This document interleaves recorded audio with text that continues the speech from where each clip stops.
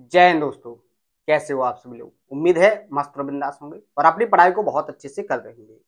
अपना जो circle topic चला रहा था, इसमें जो लास्ट सेशन हुआ था उसमें मैंने लगभग आपको 85 नंबर तक के जो क्वेश्चन थे उनको प्रैक्टिस करवाया था और मैंने आपसे बोला था कि इन क्वेश्चनों में जो मैंने आपको कॉन्सेप्ट समझाए हैं या जो कॉन्सेप्ट मैंने विथ प्रूफ के साथ आपको रिवाइज करवाए हैं, नोट करवाए हैं, उन सभी कॉन्सेप्टों को आपको प्रॉपर तरीके से क्या काम करना है, नोट करना है, मल्टीपल टाइम उनका रिवीजन करना है। रिवीजन इतना होना चाहिए, प्रैक्टिस आपकी इतनी होनी चाहिए कि आप उस कॉन्सेप्ट से रिलेटेड कहीं पर भी किसी भी एग्जाम में क्वेश्चन देखो, विद इन टाइम के अंदर, यानी कह सकते हो कि 2 से 3 सेकंड के अंदर आपके सॉल्यूशन फाइंड होना चाहिए। तभी जाके आपका किसी एक पोस्ट के लिए सिलेक्शन होगा।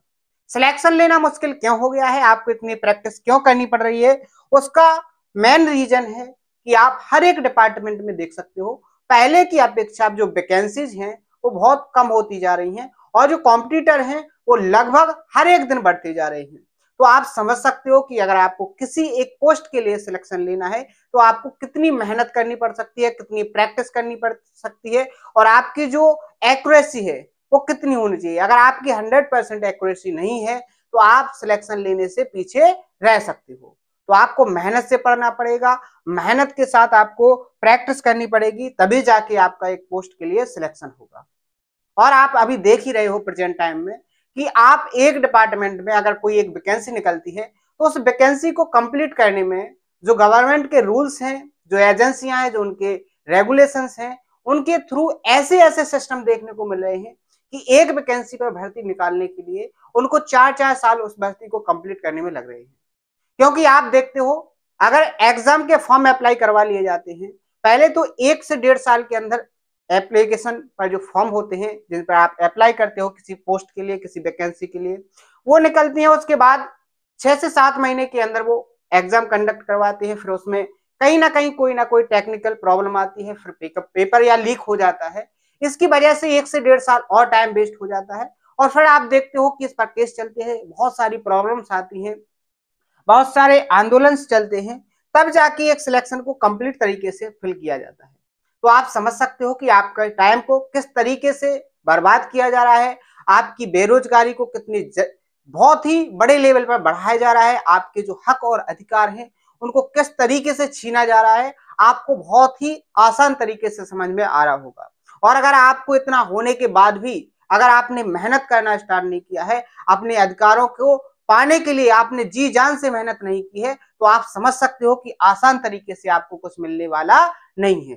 क्योंकि कहीं पर भी इतने आसान तरीके से आपको सफलता नहीं मिल सकती है कि आप केवल इतना करो कि नॉर्मल तरीके से पढ़ो और उसके बाद किसी पोस्ट के लिए सिलेक्ट हो जाओ।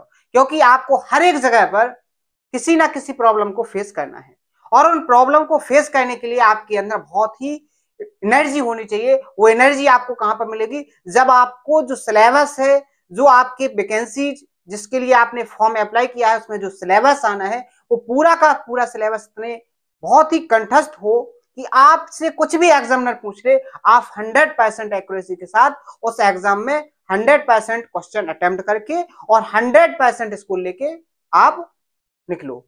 तभी जाके आपका एक पोस्ट के लिए सिलेक्शन हो सकता है। क्योंकि बहुत ज्यादा प्रॉब्लम है, तो उम्मीद है आपको हर एक चीज बहुत अच्छे से समझ में आ रही होगी। आपको सिलेबस भी इसी तरीके से कंप्लीट करवाया जा रहा है कि आपको वो सारी की सारी जो टेक्निकल अप्रोच होती हैं जिनसे एक सिलेक्शन के लिए एक क्वेश्चन को सॉल्व किया जाता है, जिससे आपका टाइम सेव हो, वो सारी की सारी अप्रोच आपको बताई जा रही है। तो आप लोग बहुत अच्छे से हर एक कॉन्सेप्ट को देखो, हर एक कॉन्सेप्ट को समझो और हर एक कॉन्सेप्ट पर इतने ज्यादा क्वेश्चनों की प्रैक्टिस करो कि आप कॉन्सेप्ट को अपने माइंड के अंदर लेवल तक सेट कर लो कि क्वेश्चन देखा और आपने उसके डाटा को ऑब्जर्व किया, उसके कॉन्सेप्ट को ऑब्जर्व किया और 2 से 3 सेकंड के अंदर ही आपने आंसर को टिक कर दिया। तो समझ लो आप एक सिलेक्शन लेने के काबिल बन चुके हो और आपको आपकी मंजिल मिल सकती है। और आपको अपनी मंजिल पाने के लिए बहुत मेहनत करनी पड़ सकती है, आपको अपने माँ बाप की उम्मीदें पूरी करने के लिए बहुत ज्यादा मेहनत करनी पड़ सकती है। तो मेहनत आपको करना है, सिलेक्शन आपका होगा। प्रॉब्लम आप पूरी तरीके से फेस कर सकते हो, लेकिन मेहनत करोगे तभी ये सब पॉसिबल होगा। अगर मेहनत नहीं करोगे तो कुछ पॉसिबल नहीं है। लास्ट का जो क्वेश्चन हुआ था 85 नंबर का था। यहां तक मैंने आपको सारे के सारे जो क्वेश्चन थे बहुत अच्छे से प्रैक्टिस करवाए। हर एक क्वेश्चन के अंदर मैंने कॉन्सेप्ट को भी ऑब्जर्व करना सिखाया, डायग्राम बनाना सिखाया, डायग्राम के अंदर डाटा को कैसे पुट करना है, वो सारी की सारी प्रोसेस मैंने आपको बहुत अच्छे से समझाने की कोशिश की है। अगर आपने बहुत ही मेहनत के साथ, प्रैक्टिस के साथ अगर पढ़ा है, हर एक कॉन्सेप्ट का रिवीजन किया है, तो आपके अंदर इतना इंप्रूवमेंट जरूर हो गया होगा कि आप क्वेश्चन को देखकर नॉर्मल तरीके से क्वेश्चन को सॉल्व करने की क्षमता रख रहे होगे। जो आपका पहले दिन का जो आपका अनुभव था और आज का जो अनुभव है बिल्कुल डिफरेंट होगा। पहले आप क्वेश्चन को रीड करने के बाद भी क्वेश्चन को सॉल्व करने की हिम्मत नहीं जुटाते थे, लेकिन आज की जो कंडीशन है वो कंडीशन इस तरीके से है कि आपके अंदर इतना इंप्रूवमेंट हो चुका है कि आप क्वेश्चन को देखोगे, कितना भी टफ लैंग्वेज से दे दिया जाए, कितना भी हार्ड लैंग्वेज से दे दिया जाए, आपको डायग्राम दिया गया हो या डायग्राम नहीं दिया गया हो, आप हर एक तरीके से परफेक्ट हो चुके हो कि क्वेश्चन को सॉल्व कर सकते हो। अब आपको सिलेक्शन लेने में केवल थोड़ी सी कमी बची है कि आप इतनी ज्यादा प्रैक्टिस कर लो कि हर एक क्वेश्चन के जो सॉल्यूशन है वो विद इन टाइम के अंदर फाइंड हो जाए, तो आप एक सिलेक्शन को फाइनली ले सकते हो। ठीक है, तो मेहनत करते रहिएगा। सिलेबस आपको बहुत शानदार तरीके से कंप्लीट करवाया जा रहा है, मेहनत बहुत अच्छे से की जा रही है आप लोगों के साथ कि आपको कुछ एक्स्ट्रा एफर्ट ना डालना पड़े, केवल आपको कंटेंट मिल जाए और कंटेंट को बहुत अच्छे से समझा दिया जाए और फिर आप उसको प्रैक्टिस कर लो। जो कंटेंट आपको खोजने के लिए एफर्ट डालने पड़ती है वो पूरे के पूरे एफर्ट में डाल रहा हूँ, पूरे के पूरे तरीके से आपको कंटेंट प्रोवाइड करवा रहा हूँ। अगर आपको सेशन पसंद आए तो इनको ज्यादा से ज्यादा शेयर करना है, क्योंकि आप जब कंटेंट को शेयर करोगे, सेशन को शेयर करोगे, तो उससे मुझे मोटिवेशन मिलेगा और मोटिवेशन मिलेगा तो आप समझ सकते हो कि मैं ज्यादा से ज्यादा एफर्ट डाल सकता हूं और बहुत बेस्ट तरीके से कंटेंट पर एनालिसिस करके आपको प्रोवाइड करवा सकता हूं। अपनी बहुत ही जल्दी एक बुक निकलने वाली है जो सिलेक्शन कॉन्सेप्ट नाम के बुक होगी और बहुत ही शानदार उसमें कॉन्सेप्ट होंगे। हर एक कॉन्सेप्ट इतने बेसिक तरीके से समझाया जाएगा, आपको इतने आसान तरीके से समझाया जाएगा कि अगर आप कोई सेशन भी अटेम्प्ट नहीं करते हो, केवल आप कॉन्सेप्टों को जो बुक में आपको दूंगा अगर आपने उन्हीं का रिवीजन कर लिया है तो भी आप पूरा का पूरा सिलेबस खुद से समझ सकते हो। क्लियर है बात? शानदार तरीके से आपको कंटेंट दिया जाएगा। तो आइए अपन सेशन पर आगे बढ़ते हैं। क्वेश्चन नंबर 86 को सॉल्व करेंगे। शानदार तरीके से देखना है आपको कि क्वेश्चन को कैसे रीड करना है, क्वेश्चन के अंदर के डायग्राम को कैसे क्रिएट करना है, डाटा को कैसे सेट करना है। अगर थोड़ी सी सिली मिस्टेक भी होती है तो आपका डायग्राम कैसे रॉन्ग हो जाता है, आप कैसे डायग्राम के अंदर जो डाटा है उसको पुट कैसे नहीं कर सकते हो। तो आपको सिली मिस्टेक करने से बहुत ज्यादा बचना है, क्योंकि एग्जाम में ज्यादातर जो मिस्टेक होती है वो सिली मिस्टेक होती है। क्लियर है बात? तो आइए क्वेश्चन को रीड करते हैं। क्वेश्चन में क्या बोला गया है? क्वेश्चन में बोला गया है कि O and C are respectively orthocenter and circumcenter of an acute angle triangle PQR। यहां पर बोला गया है कि एक ट्रायंगल PQR है जिसमें O ऑर्थोसेंटर है, C सरकमसेंटर है, यानी कि आप समझ सकते हो कि O ऑर्थोसेंटर यानी कि लंब केंद्र है, C सरकमसेंटर यानी कि क्या है, परिकेंद्र है। त्रिभुज का नाम PQR है। The point P and O are joint, P और O को मिलाया गया है and produced to meet the side QR at S। जब इसको P को O से मिलाने पर आगे बढ़ाया जाता है तो ये QR को कहां पर मिलती है? ये QR को आपको मिलती है पॉइंट S पर। If angle QCR equal to 128 degree and angle PQS equal to 54 degree, आगे उसने बोला है then angle RPS equal to क्या होगा। यानी कि आपको दिया गया है कि एक एक्यूट ट्रायंगल है, तो सबसे पहले मैंने डायग्राम बनाने के लिए एक्यूट एंगल ट्रायंगल बनाया। अब सेमी सर्कल, सरकमफ्रेंस, ऑर्थोसेंटर क्या होते हैं, इनकी क्या प्रॉपर्टीज होती हैं, ये सारी के सारी जो प्रॉब्लम्स है, जो बेसिक कॉन्सेप्ट हैं, इनको मैंने ट्रायंगल वाले कॉन्सेप्ट में कंप्लीट करवाए हैं। अब यहां आप समझ सकते हो कि ये क्वेश्चन किसको समझ में आएगा, इसका सॉल्यूशन किसको समझ में आएगा, जिसने ट्रायंगल में जब मैंने आपको ऑर्थोसेंटर, सरकमसेंटर, इन सेंटर, एक्सो सेंटर, इन सभी सेंटर्स के बारे में डिस्कस किया था, अगर आपने उन सभी कॉन्सेप्टों को बहुत अच्छे से समझा था, हर एक कॉन्सेप्ट को बहुत अच्छे से नोट किया था, रिवाइज किया है, प्रैक्टिस किया है, तभी आपको यहां इस कॉन्सेप्ट को समझ में आएगा, उस कॉन्सेप्ट के थ्रू आप डायग्राम को क्रिएट कर पाओगे। क्लियर सी बात है? उम्मीद है समझ में आया होगा। अगर आपने कॉन्सेप्ट को रिवाइज नहीं किया है तो फिर यहां पर आपको प्रॉब्लम हो सकती है, नॉर्मल सी बात है। फिर यहां पर आपको डिमोटिवेशन, फ्रस्ट्रेशन हो सकता है कि आपको समझाने के बाद भी कुछ समझ में नहीं आ रहा है, लेकिन आपने हर एक तरीके से बहुत अच्छे से मेहनत की है तो एक क्वेश्चन आपने खुद से सॉल्व कर लिया होगा। क्लियर है?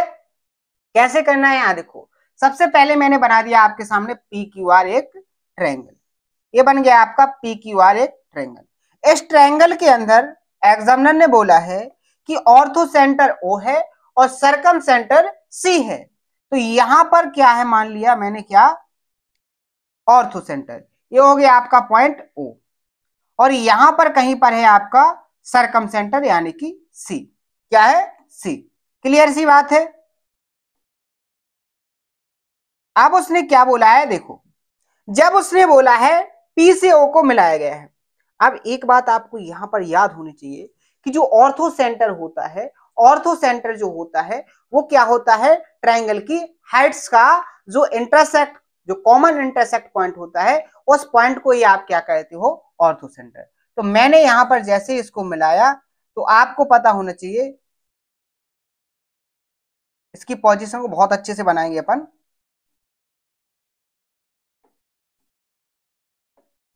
कि यहां पर जो ऑर्थो सेंटर होता है वो राइट एंगल यानी ट्रायंगल की हाइट पर डिपेंड करता है। तो यहां पर मान लीजिए ओ हो गया और ये हो गया आपका सी। क्लियर है बात? अब देखो ध्यान से, ध्यान से जैसे ही आप देखोगे तो आपको एक बात पता होगी कि ऑर्थो सेंटर कहां पर होता है, जब आपने पी से ओ को मिलाया तो जो क्यू आर को यहां पर किस बिंदु पर मिलेगी, एस पर, एक क्वेश्चन में बोला गया था। ठीक है, मिड पॉइंट ओ। क्लियर है बात? आगे देखो, आगे जैसे ही आप बढ़ोगे तो उसने बोला है कि यहां पर जो एंगल है P Q S, P Q S, ये वाला जो एंगल है ये 54 डिग्री का है। कितने डिग्री का है? 54 डिग्री का है। आगे देखो, अगर मैं आपसे इस एंगल की बात करूं तो क्या इसको फाइंड कर लोगे? बिल्कुल कर लोगे। ट्रायंगल पी एस क्यू में देखोगे तो ये 90 डिग्री का है, 54 डिग्री का है, तो इतने आ जाएगा आपका 36 डिग्री, क्योंकि ट्रायंगल के तीनों एंगल का सम कितना होता है, ट्रायंगल के तीनों एंगल का सम होता है आपका 180। कितना होता है? 180। क्लियर है बात? आगे देखो, आपको दिया गया है angle Q C R, Q C R देखो इस तरीके से, क्यू सी आर, यहां पर ये जो एंगल बना है, ये वाला जो एंगल बना है, इसकी वैल्यू दी गई है 128। अब एक बात आप बताइए, जो सरकम सेंटर होता है वो बेसिकली होता क्या है, जो सरकम सर्कल होता है यानी सरकम सर्कल का जो सेंटर होता है वही सरकम सेंटर होता है, जो सरकम सर्कल का सेंटर होता है, जो परिवृत्त का केंद्र होता है वही ट्रायंगल का परिवृत्त होता है। ये बात मैंने आपको बताई कि नहीं बताई? अगर आपको ये बात पता है तो आपको ये बात बहुत अच्छे से समझ में आना चाहिए कि अगर इस सेंटर पर 128 डिग्री का बना है तो यहाँ जो सरकमफ्रेंस पर एक कंप्लीट एंगल बनेगा इसका क्या होगा, आधा। अगर ये 128 है तो ये कितना हो जाएगा, 64 डिग्री। कितने डिग्री का हो जाएगा? 54 डिग्री का। देखो अगर डायग्राम से समझना चाहो तो इस तरीके से डायग्राम बन जाएगा आपका, डायग्राम इस तरीके से बन जाएगा। आप देखोगे ये सर्कल का अगर सेंटर होगा तो सेंटर पर अगर 128 का बनेगा तो सरकमफ्रेंस पर कितना बनेगा, इसका आधा। आपसे पूछा गया है आरपीएस, आरपीएस आपको कौन से एंगल की वैल्यू फाइंड करनी है, आपको वैल्यू फाइंड करनी है इस एंगल की। अगर ये टोटल 64 डिग्री है और आपका ये वाला एंगल 36 डिग्री है तो क्या आप इस रेड वाले एंगल को फाइंड नहीं कर पाओगे? बिल्कुल कर लोगे। कैसे? 64 में से अगर आप 36 को माइनस करोगे तो आंसर कितना आ जाएगा आपका, 28 डिग्री। यानी ऑप्शन नंबर ए यहां पर क्या हो जाएगा आपका करेक्ट आंसर।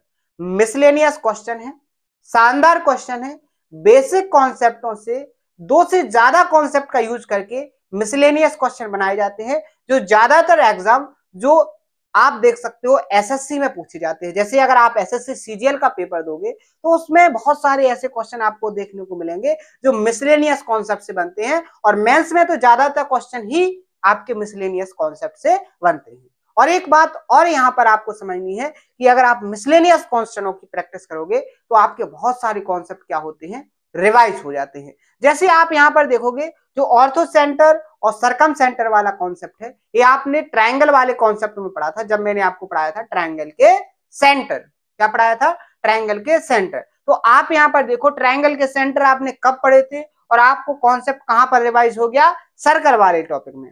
तो आप बहुत ध्यान से समझो, मिसलेनियस कॉन्सेप्ट से क्वेश्चन प्रैक्टिस आपको ज्यादा से ज्यादा करना है। बहुत सारे ऐसे स्टूडेंट होते हैं, बहुत सारे, क्या आप मान सकते हो 70% जो स्टूडेंट होते हैं वो मिसलेनियस क्वेश्चन को प्रैक्टिस ही नहीं करते हैं और वो सिलेक्शन से बाहर हो जाते हैं। इसी तरीके से उसको कंपटीशन क्या होता है, ये जो कॉम्पिटिटर होते हैं उनको आउट किया जाता है सिलेक्शन से।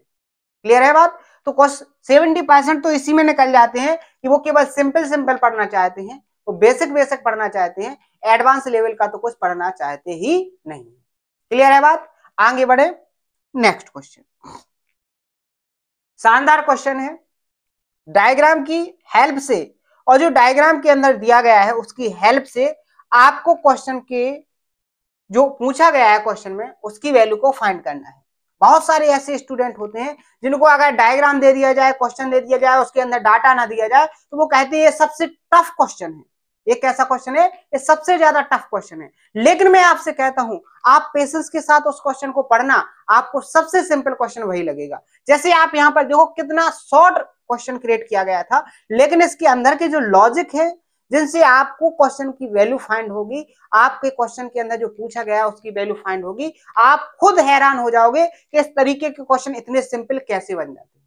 आपको बहुत शानदार तरीके से समझ में आएगा। देखो क्वेश्चन के अंदर दिया गया है कि in the given figure find the sum of the angle A and V which is made by common tangent CD। केवल यहां पर बोला गया है कि जो कॉमन टेंजेंट CD है इसकी हेल्प से आपको फाइंड करना है एंगल एंगल ए और एंगल बी की वैल्यू का सम। क्लियर है बात? डायग्राम क्लियर दिख रहा है? अगर डायग्राम आपको क्लियर नहीं दिख रहा है तो इसको करेंगे अपन बड़ा। क्या करेंगे? बड़ा, जिससे आपको पूरी तरीके से समझ में आ जाए जो आपको दिया है उसकी हेल्प से आपको कैसे क्वेश्चन को सॉल्व करना है। ठीक है, यहां देखो डायग्राम, उम्मीद है बहुत ही क्लियर दिख रहा होगा। ये आपका डायग्राम है और उसने बोला है कि CD आपकी टेंजेंट है। क्लियर सी बात है। आपको यहां पर एंगल ए इस वाले कोण और एंगल बी इस वाले कोण, यहां पर एक काम करते हैं अपन, ये जो बी सबसे बड़ा दिख रहा है इसको छोटा सा कर लेते हैं। ठीक है, ये जो बी है ये जो बड़े शेप में है इसको अपन साइड में रखकर छोटा करेंगे, क्योंकि डायग्राम स्पष्ट दिखना चाहिए। डायग्राम जितना क्लियर दिखेगा आपको उतना ज्यादा समझ में आएगा। क्लियर है? मैंने यहां पर रख दिया इसको बी को। क्लियर है? ये है आपका बी पॉइंट यहां पर। ठीक है, आपको एंगल ए और आपको एंगल बी, इन दोनों की वैल्यू का सम फाइंड करना है और ये है आपकी CD टेंजेंट। अब यहां से आप क्या कर सकते हो जिससे आपके क्वेश्चन का आंसर फाइंड हो जाए? आप कौन सी प्रोसेस को फॉलो करोगे जिससे आपका आंसर विद इन टाइम के अंदर आ जाए? क्या इसकी प्रोसेस होनी चाहिए? कैसे ये निकलेगा? बहुत ही ध्यान से समझना।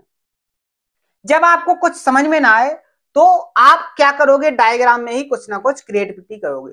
बस आपको इतना समझ में आ गया कि ऐसे क्वेश्चनों में क्या क्रिएटिविटी की जाए जिससे आपको क्या हो जाए, क्वेश्चन का आंसर फाइंड हो जाए। तो आप लोग प्रैक्टिस करोगे तो आपको आसान तरीके से ऑब्जर्व हो जाएगा। सबसे पहले मैंने क्या किया, ए और बी को मिलाया इस तरीके से। ए और बी को मिला दिया। मैंने क्यों मिला दिया वो आपको अभी समझ में आएगा। जैसे ही मैंने यहां पर ए और बी को मिलाया, किसको मिलाया? ए और बी को मिलाया। चलो ए और बी को मिलाया, किसको मिला दिया? ए और बी को जैसे ही मैंने यहां पर मिलाया तो यहां से फाइंड क्या हुआ? सबसे पहले देखो, यहां से सबसे पहले पता चला कि CD आपकी टेंजेंट है और CB आपकी कॉर्ड है। अगर मैंने इस वाले एंगल को अल्फा माना, अगर मैंने इस वाले एंगल को अल्फा माना तो मुझे पता चला कि अल्टरनेट सेगमेंट थ्योरम से ये वाला भी एंगल अल्फा हो जाएगा, क्योंकि अपन को पता है, अपन ने कॉन्सेप्ट पता है, पढ़ा है, अपन ने प्रैक्टिस की है, उसकी हेल्प से अपन को एक यहां पर जो प्रॉपर्टीज है वो मिल गई। जैसे ही आगे बढ़े तो और आगे मुझे पता चला कि CD टेंजेंट है और BD भी आपकी क्या है? कॉर्ड है। तो टेंजेंट और कॉट से यहां पर अगर मैंने थीटा माना है एंगल, तो यहाँ अल्टरनेट सेगमेंट से यहां पर ये वाला भी एंगल क्या होगा आपका, थीटा होगा। बात क्लियर है कि नहीं? आपको फाइंड करना है एंगल ए पर बने कोण और एंगल बी पर बने, वर्टेक्स बी पर बने कोण की वैल्यू को फाइंड करना है। क्लियर सी बात है। अब यहां पर देखो ट्रायंगल सी बी डी में ये एंगल आपका अल्फा है, ये एंगल आपका थीटा है, तो ये वाला एंगल कितना हो जाएगा आपका 180 माइनस थीटा होगा, 180 माइनस अल्फा प्लस, देखो इस तरीके से इस एंगल की जो वैल्यू होगी वो क्या हो जाएगी 180 माइनस अल्फा प्लस थीटा होगी कि नहीं होगी? कैसे? ट्रायंगल के तीनों कोणों का जो सम होता है वो 180 होता है। क्लियर सी बात है। अब आपको यहाँ पर एंगल ए भी पता चल गया है, एंगल बी भी पता चल गया है, दोनों का सम निकालोगे तो आंसर क्या आ जाएगा आपका, option number C correct answer. कैसे? ये बात भी बहुत सारे स्टूडेंट होंगे जिनको समझ में नहीं आई होगी।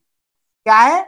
समझ में नहीं आई होगी। तो मैं देखो प्रॉपर तरीके से आपको लिख के यहां पर भी समझाने का काम करूंगा। आप देखो ये प्लस माइनस से कट जाएंगे तो आपका जो आंसर आ जाएगा वो 180 का होगा। कितना का होगा? 180 का। तो आपको यहां समझना है कि क्वेश्चन कोई भी टफ नहीं होता है अगर आपको बहुत अच्छे से कॉन्सेप्ट पता है। और ये कॉन्सेप्ट कैसे आपको याद होंगे कि आप हर एक कॉन्सेप्ट से क्वेश्चन को सॉल्व कर लो। यहां पर जो क्वेश्चन मैं करवा रहा हूं वो मिसलेनियस, यानी कि एक रिदम वाले कॉन्सेप्ट से क्वेश्चन प्रैक्टिस नहीं करवा रहा हूं। आपको हर एक कॉन्सेप्ट में हर एक क्वेश्चन में एक नया कॉन्सेप्ट देखने को मिल रहा है। यहां से आपको पता चलेगा कि लैंग्वेज और कॉन्सेप्टों की वैल्यू क्या है। क्वेश्चन की लैंग्वेज में चेंज हो जाए तो फिर आपको कितनी प्रॉब्लम्स आ सकती हैं, अगर आपको कॉन्सेप्ट चेंज कर दिया जाए तो फिर कितनी प्रॉब्लम आ सकती है। जैसे पहले जब मैंने स्टार्टिंग में सर्कल स्टार्ट किया था तो वहां पर मैंने एक ही कॉन्सेप्ट से डिफरेंट लैंग्वेज के क्वेश्चन प्रैक्टिस करवाए थे। यहां पर अब जो क्वेश्चन प्रैक्टिस हो रहे हैं वो क्वेश्चन किस टाइप के हो गए हैं? मिसलेनियस टाइप के, यानी कि आपके कॉन्सेप्ट भी हर एक क्वेश्चन के बाद चेंज हो रहा है, क्वेश्चन की लैंग्वेज भी चेंज हो रही है, यानी कि आप पूरी तरीके से अब अपने माइंड को सेट कर रहे हो कि क्वेश्चन की लैंग्वेज चेंज हो जाए तब भी आप परफेक्ट बन सकते हो, लैंग्वेज का डाटा चेंज कर दिया जाए तब भी आप परफेक्ट समझ सकते हो, लैंग्वेज के कॉन्सेप्ट को चेंज कर दिया जाए, क्वेश्चन के कॉन्सेप्ट को चेंज कर दिया जाए तब भी आप क्वेश्चन को आसान तरीके से सॉल्व कर सकते हो, क्योंकि आप लोग इतनी मेहनत से पढ़ रहे हो। आप अपनी उम्मीदों को पूरा करने के लिए, अपने माँ बाप की जो उम्मीदें हैं उनको पूरा करने के लिए पूरी तरीके से जी जान लगा करके मेहनत करने के लिए तैयार हो और पूरी तरीके से मेहनत कर भी रहे हो। क्लियर है बात? शानदार तरीके से पढ़ोगे, सिलेक्शन इस तरीके से होगा कि आपके आसपास वाले भी बोलेंगे कि इस बंदे ने सिलेक्शन लिया तो लिया कैसे है। लेकिन उसके लिए आपको बिल्कुल साइलेंट तरीके से, बिल्कुल साइलेंट मोड पर रह करके बहुत अच्छे से परफेक्ट तरीके से मेहनत करनी पड़ेगी। क्लियर है बात? अगर आप ये सोचोगे कि हम केवल लोगों को दिखा दें कि हम एक कॉम्पिटिटर हैं, कंपटीशन की तैयारी कर रहे हैं, या फिर आप अपने आप को इस तरीके से दिखाओ कि कंपटीशन में बहुत ज्यादा प्रॉब्लम्स आ रही हैं इसलिए मेरा सिलेक्शन नहीं हो पा रहा है, तो फिर आप समझ सकते हो कि आप सिलेक्शन से बहुत दूर जा चुके हो, अब आपका सिलेक्शन होना पॉसिबल नहीं है। सिलेक्शन लेने के लिए आपको प्रॉब्लम्स को केवल ध्यान से देखना है और उस प्रॉब्लम को कैसे फेस किया जाए इस पर आपको काम करना है, और आपका सिलेक्शन 100% होगा, आप कितने भी कमजोर क्यों ना हो। केवल और केवल आपको ऐसे काम नहीं करना है कि आप अपनी जो मंजिल है उससे भटक जाओ, उसके लिए परफेक्ट तरीके से मेहनत ही करनी पड़ेगी, तब जाके आपको सिलेक्शन मिलेगा। ठीक है, क्वेश्चन नंबर 88 है। क्वेश्चन में क्या बोला गया है, बहुत ही ध्यान से देखना। क्वेश्चन में बोला गया है कि rectangle ABCD is inscribed in a circle with centre O, its diagonals CA is produced to a point E. Outside the circle, ED is a tangent to the circle at D. If AC is equal to 2VC, then what is the measure of angle DEC? ध्यान से देखो, ध्यान से देखो, यहां पर जो बोला गया है बहुत ही लॉजिकल लैंग्वेज के साथ क्वेश्चन क्रिएट किया गया है, और ऐसे क्वेश्चन बहुत ज्यादा रिपीट होते हैं। हर एक एग्जाम में आपको ऐसे देखने को मिलेंगे, केवल डाटा और डायग्राम की इंफॉर्मेशन को थोड़ा बहुत चेंज किया जाता है और क्वेश्चन आपको हूबहू देखने को मिल सकता है। क्लियर है बात? क्या बोला है उसने कि rectangle ABCD is inscribed in a circle with centre O. यहां पर एक सर्कल है, क्या है, एक सर्कल है और सर्कल के अंदर एक क्या इंस्क्राइब किया गया है, एक रेक्टेंगल यानी आयत बनाया गया है। तो सबसे पहले मैंने एक रेक्टेंगल बनाया सर्कल के अंदर। अब रेक्टेंगल कैसे बनता है अभी यहां ये तो नहीं बताया जाएगा, क्योंकि आपको इतना तो बेसिक नॉलेज स्टैंडर्ड क्लास में बता दिया गया होगा कि रेक्टेंगल जो होता है, रेक्टेंगल का जो डायग्राम होता है वो इस तरीके से क्रिएट किया जाता है कि आमने सामने की जो साइड्स होती हैं वो कैसी होती हैं, वो होती हैं इक्वल। कैसी होती हैं? इक्वल। और जो राइट एंगल होता है, राइट एंगल में जो चारों वर्टेक्स पर जो एंगल बनते हैं वो 90 डिग्री के बनते हैं। कैसे बनते हैं? 90 डिग्री के। तो ये हो गया आपका ए वर्टेक्स, ये हो गया आपका ए वर्टेक्स, ये हो गया आपका बी वर्टेक्स, ये हो गया आपका सी वर्टेक्स और ये हो गया आपका डी वर्टेक्स। ये आपका ओ सेंटर हो गया। ठीक है, यहां पर बोला गया है कि जो सीए है, सीए को आगे बढ़ाया गया है। देखो यहां पर बोला गया, ये लाइन इंपोर्टेंट है, CA produce to meet to a point E outside the circle. Circle के बाहर तक पॉइंट ई तक बढ़ाया गया, सी से ए की ओर, यानी ए से सी की ओर नहीं, सी से ए की तरफ। मैंने डायरेक्शन को बहुत अच्छे से समझाया था कि आपको डायरेक्शन का विशेष करके ध्यान देना है, इस तरीके से बढ़ाया गया है। ठीक है, ये पॉइंट ई तक बढ़ाया गया है। ठीक है, आगे क्वेश्चन को पढ़ोगे तो ED is a tangent to the circle at D. यहां देखो ये क्या हो जाएगी, डी ए एक टेंजेंट, ये आपकी टेंजेंट हो गई। क्लियर है बात? ये आपकी डीई, जो डीई है वो टेंजेंट हो गई पॉइंट डी पर। क्लियर है बात? आगे देखो, आगे बोला गया है कि जो एसी है वो बराबर है टू बीसी, यानी एसी और बीसी का जो रेशियो होगा वो क्या निकल के आ जाएगा यहाँ, 2:1। यानी आप कह सकते हो, क्या कह सकते हो कि अगर आपकी एसी 2 है तो बीसी आपकी क्या होगी। क्लियर है बात? आप ध्यान से देखो, ये क्या है, 90 डिग्री का एंगल। अगर ये 2 है, 90 डिग्री के सामने 2 है, तो 1 डिग्री के सामने जो एंगल बनेगा वो 30 डिग्री का बनेगा। कितने डिग्री का बनेगा? 30 डिग्री का। आप ध्यान से देखो, आपने ट्रायंगल में एक कॉन्सेप्ट पढ़ा होगा, एक प्रॉपर्टीज पढ़ी होगी, 1/3 तो यहां पर अगर ट्रायंगल की साइड का रेशियो 1/3 है, तो यहां जो ट्रायंगल के एंगल होंगे उनकी जो वैल्यू होगी 360 और 90 होगी। बात क्लियर है कि नहीं? ये कॉन्सेप्ट अपन ने बहुत अच्छे से पढ़ा भी था और प्रैक्टिस भी किया था। क्लियर है? आप ध्यान से देखो, अगर ये वाला एंगल 30 डिग्री का है तो हम ये भी तो कह सकते हैं कि ये वाला एंगल 30 डिग्री का होगा। कैसे? यहां जो ए बी है वो सी डी के पैरेलल होगी और ए सी एक ट्रांसवर्सल लाइन होगी, तो ये अल्टरनेट एंगल बन जाएंगे, एकांतर कोण। बात क्लियर है कि नहीं? अब आपको आगे पढ़ना है क्वेश्चन के, then what is the measure of angle DEC. DEC आपको इस एंगल की वैल्यू फाइंड करनी है।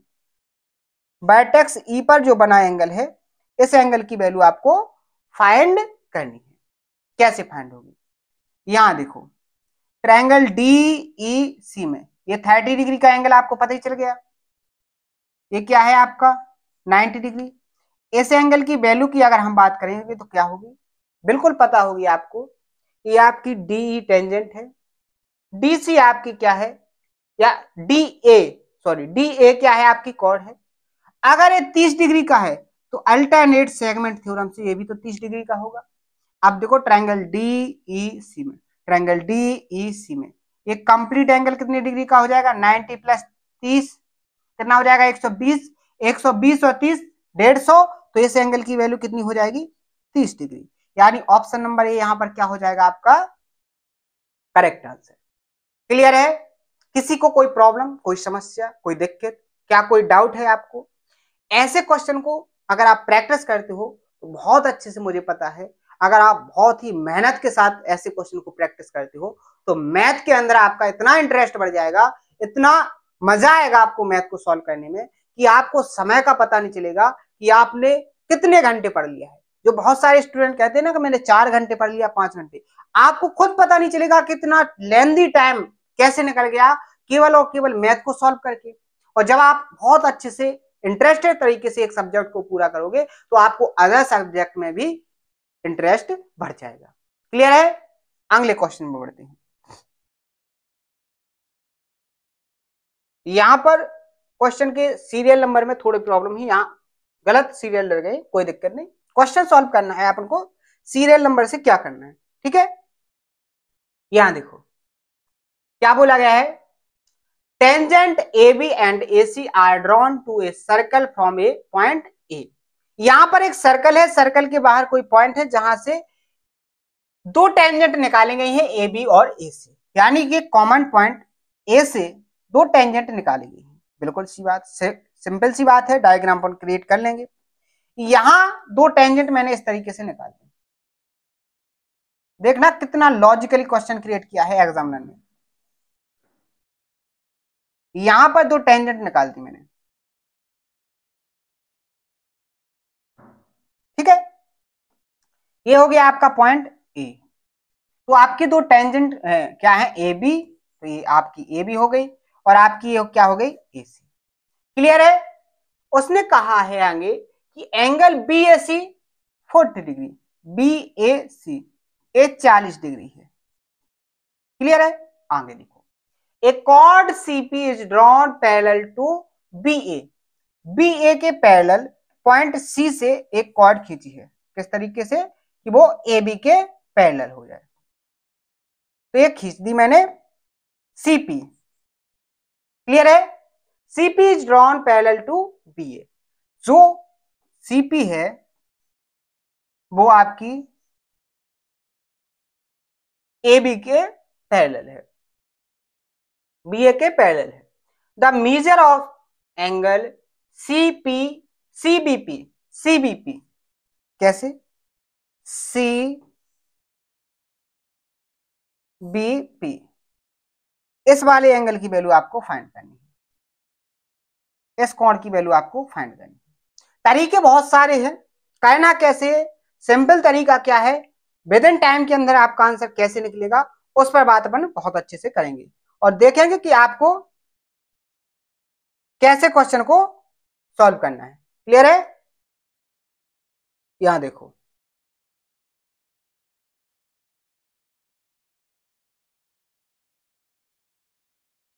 ये बन गया आपका डायग्राम। क्लियर है? देखो ध्यान से, आपको इस एंगल की वैल्यू कितनी दी गई है, 40 डिग्री। तो क्या आप ये नहीं बता सकते कि ये वाला भी एंगल आपका कितना होगा, 40 डिग्री का? अब कैसे, वो उसको समझो। ये 40 डिग्री का कैसे होगा, ध्यान से समझो। आपकी सी ए क्या है, टेंजेंट। सी ए क्या है आपकी, टेंजेंट।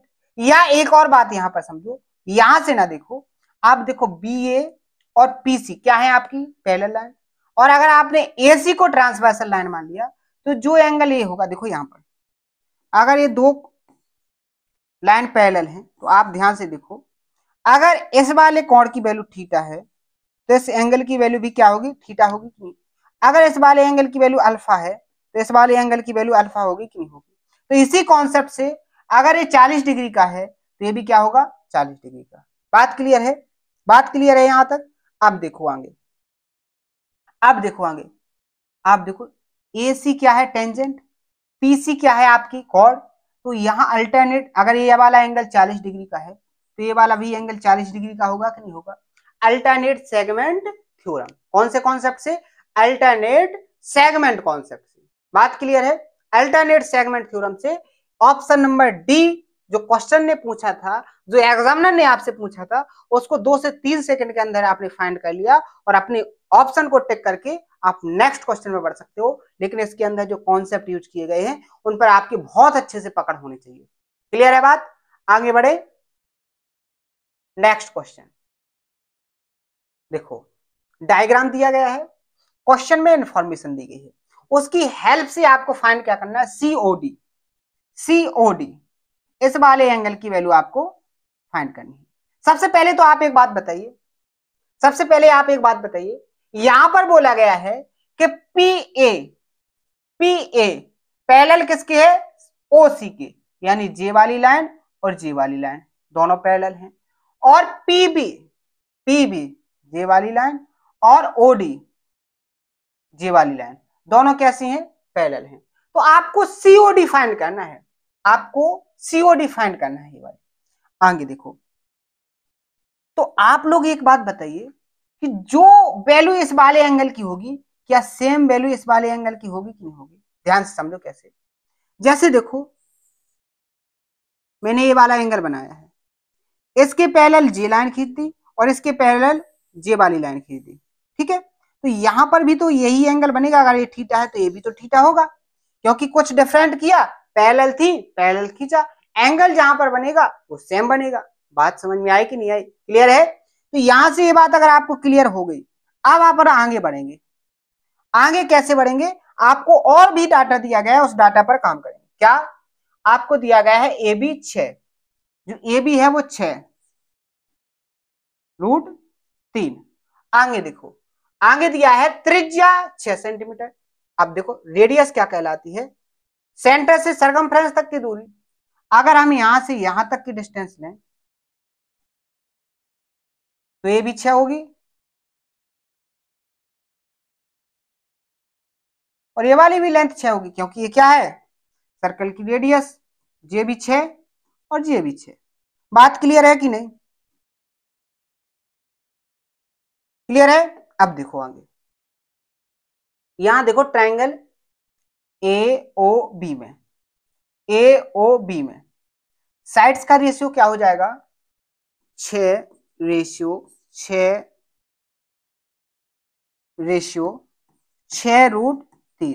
या रेशियो लोगे तो क्या आ जाएगा, 1/1/√3। और जब साइड्स का रेशियो 1/1/√3 हो तो यहां पर आपको पता है 30 120 डिग्री के एंगल वाला ट्रायंगल बनता है। ये अपन ने बहुत अच्छे से पढ़ा है। तो यहां पर आप बताइए, ये एंगल 30 डिग्री का, ये वाला एंगल 30 डिग्री का, और ये वाला एंगल 120 डिग्री का। आपको फाइंड तो करना है जे वाला। अगर ये फाइंड हो गया तो आप इसको फाइंड कर सकते हो। कर सकते कि नहीं कर सकते? ध्यान से देखो, सिंपल सी बात है। यहां देखो, अगर हम इस वाले एंगल कंप्लीट एंगल की बात करें तो ये 90 का होगा। अगर ये 30 है तो ये कितने का बचेगा, 60 का। इसी तरीके से ये भी 60 डिग्री का। अब देखो ट्रायंगल ए पी बी में ए 60 तो ये भी तो 60 डिग्री का हो जाएगा। हो जाएगा कि नहीं हो जाएगा? बात क्लियर है कि नहीं?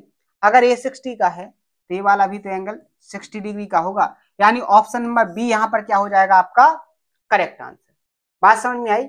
यहां पर देखो लैंग्वेज को चेंज करके, अभी आपसे उसने एंगल पूछा था, वो आपसे क्या पूछ सकता है, ट्रायंगल की जे वाली साइड उसने दी है, आपसे इन दोनों की साइड भी पूछ सकता है। इन दोनों की साइड बताओ, टाइप चेंज हो सकता है, डाटा सेम रहेगा, आपसे केवल यहां पर एंगल पूछा है, फिर वो पूछ सकता है पी और पीबी। अभी अपने जो क्वेश्चन चल रहे हैं वो केवल एंगल से रिलेटेड चल रहे हैं। अब 1 से 2 सेशन के बाद जब क्वेश्चन होंगे अपने सर्कल से स्टार्ट, वो होंगे साइड से रिलेटेड। किससे रिलेटेड? भुजाओं को निकालने वाले क्वेश्चन। सर्कल में जो कॉन्सेप्ट निकलेंगे अब, फिर वो निकलेंगे साइड से। अभी अपने जो ट्रायंगल जो सर्कल से रिलेटेड जो क्वेश्चन चल रहे हैं वो चल रहे हैं अपने एंगल को फाइंड करने वाले क्वेश्चन। 1 से 2 सेशन के अंदर अपने सारे कॉन्सेप्ट फिनिश हो जाएंगे, फिर नए कॉन्सेप्ट नए लॉजिक निकलेंगे कि जो सर्कल में आपको साइड्स निकालने के लिए बात करेंगे, जैसे टेंजेंट की लेंथ बताइए, आप रेडियस की लेंथ निकालिए। बहुत सारे ऐसे क्वेश्चन आपको देखने को मिलेंगे जिनमें केवल और केवल आपको लेंथ फाइंड करनी है। तो एक सिस्टमैटिक वे में आपको पूरा का पूरा कंटेंट समझाया जा रहा है कि सबसे पहले ऐसे क्वेश्चन देखो, ऐसे क्वेश्चनों को समझो जिनमें केवल और केवल एंगल फाइंड करना है, फिर ऐसे क्वेश्चनों को समझो आप जिनमें केवल और केवल साइड्स को फाइंड करना है, जिससे आपको एक सिस्टमैटिक वे में समझ में आएगा और आप प्रॉपर तरीके से उसको समझ भी सकते हो और अपने माइंड के अंदर बहुत अच्छे से क्या कर सकते हो, याद भी रख सकते हो। ठीक है, तो तरीके से आपको पढ़ाया जा रहा है, केवल आपको जरूरत है तरीके से पढ़ने की और प्रैक्टिस करने की। क्लियर है बात? ठीक है, आज के सेशन का लास्ट क्वेश्चन करेंगे, उसके बाद कल देखेंगे यहां से आगे।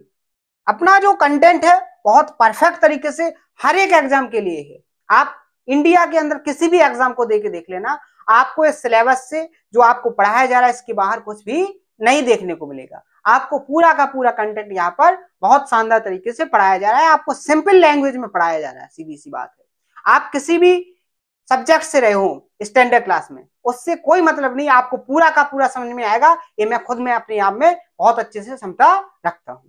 ठीक है, यहां पर देखो क्वेश्चन नंबर 92 में क्या बोला गया है, in the given figure O is the centre.